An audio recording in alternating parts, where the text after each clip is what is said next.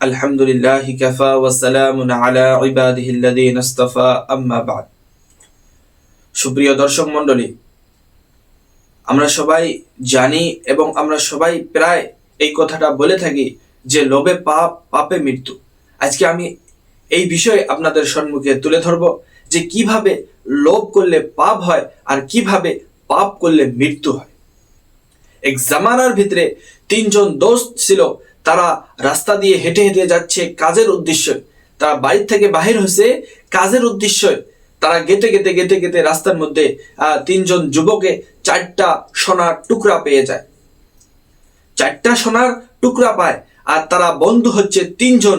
তো তাদের ভিতর থেকে একজন বলল যে আমরা এখন সোনার টুকরা তো পেয়ে গেলাম, এখন ভাগ করে নেই। আর একজন বলল যে ঠিক আছে, ভাগ তো করব, এখন প্রচন্ড ক্ষুধা লেগেছে, তো বাজার থেকে কিছু খাবার নিয়ে আসো, খাই, তারপরে হাওলে সুস্তে আমরা কি করব, ভাগ করব।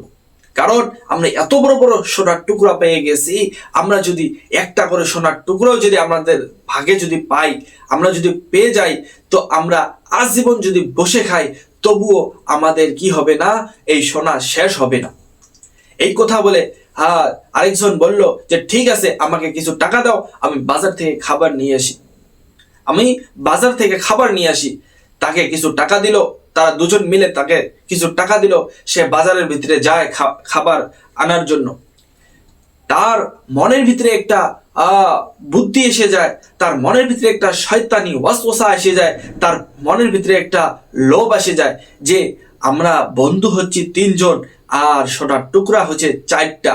এখন যদি আমরা একটা একটা করে নেই, তারপরে একটা বেশি হয়, ওটাকে কি করতে হবে, ভেঙে ভাগ করতে হবে। তার চেয়ে আমি তো বাজারে আসলাম তাদের জন্য খাবার নিতে, তো আমি যদি এই খাবারের ভিতরে যদি কিছু বিষ মাখিয়ে নিয়ে যেতে পারি, তারা যদি এই খাবার খায়, সঙ্গে সঙ্গে সেখানে শেষ হবে আর 4টা সোনার টুকরা আমি পাবো। সে কি করলো, লোভ করলো।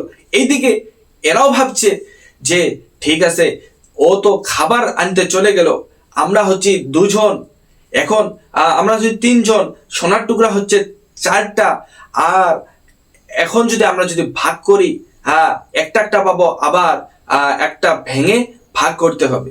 তার চেয়ে যদি সে খাবার আনতে গেছে, তাকে যদি আমরা আসার সঙ্গে সঙ্গে যদি মেরে ফেলি, আমরা 2জনে দুইটা করে কি পাবো, ভাগে পাবো।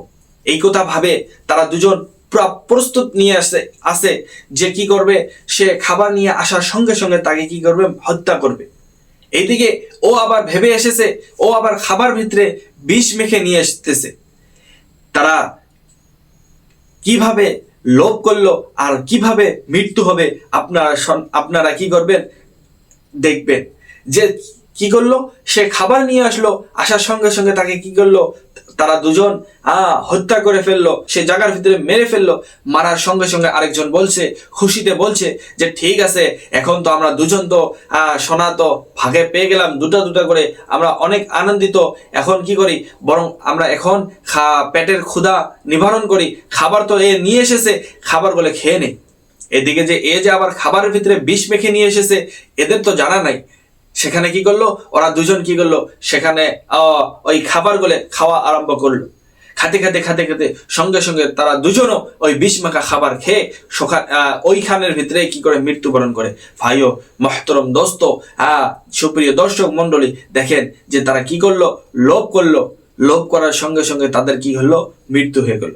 সুপ্রিয় দর্শক মন্ডলী, আপনারা এইখানে বুঝতে পারলেন যে কিভাবে লোভ করে আর লোভ করলে কিভাবে মৃত্যু হয়। সুপ্রিয় দর্শক মন্ডলী, তারা 2 পার্টিয়ে কি করলো, 3জনে কি করলো, অতি লোভ করলো। লোভ করার সঙ্গে সঙ্গে তাদের দেখেন মৃত্যু হয়ে গেল। সুপ্রিয় দর্শক মন্ডলী, আমার বলার উদ্দেশ্য হচ্ছে এটাই যে আল্লাহ রাব্বুল আলামিন আমাদের নসিবের ভিতরে যতটুকু লিখে দিছে অতটুকু থেকে আমরা কিঞ্চিত পরিমাণ বেশিও পাবো না, আর অত থেকে আমরা কিঞ্চিত পরিমাণ কমও পাবো না। তাই আমরা সবাই আল্লাহ রাব্বুল আলামিন যতটুকু আমাদেরকে দিয়েছে, ওর উপরে আমরা সবাই একবার শুকরিয়া আদায় করি, সবাই বলেন আলহামদুলিল্লাহ।